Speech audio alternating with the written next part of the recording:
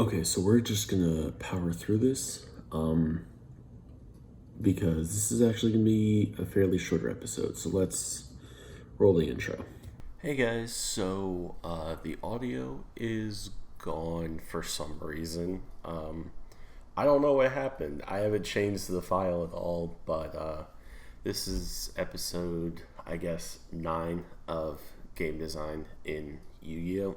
So we're going to talk about conflict and strategy slash tactics. So let's get into it, I guess. As usual, we're going to start off with the...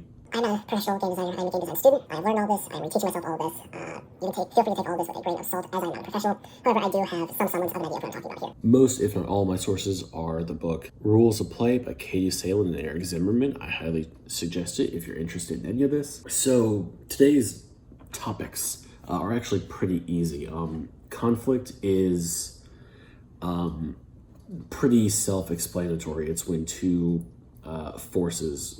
factions are kind of what we reference them as in game design too. It's when two factions face off against one another, and it comes down to three different versions of what a faction can be. Essentially, single person, a group of people. I guess those are the two types of factions, and within those we create three different types of conflict. Those three types of conflict are person versus person, single player versus single player. They are group versus group, and they are one versus many. And these are phenomenally easy to understand. Single player versus single player is 1v1. So any Yu-Gi-Oh duel ever, almost any Yu-Gi-Oh duel ever, single player versus single player. For group versus group, it's any two or more people facing off against any two or more people. So this would be something like Joey and Yugi versus Para and Dox. And then one versus many, it would be like one person taking on an entire team of people.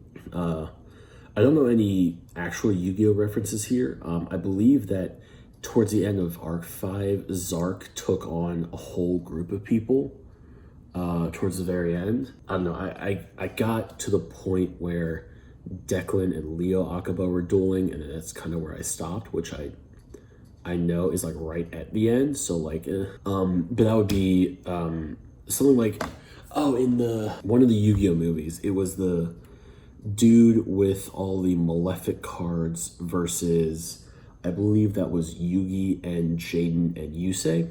I believe that's who was involved in that, and I believe that's how that went. I never actually saw that movie. And then the next part of this is strategy versus tactics, and there's actually a difference in the two. A strategy is your long-term plan.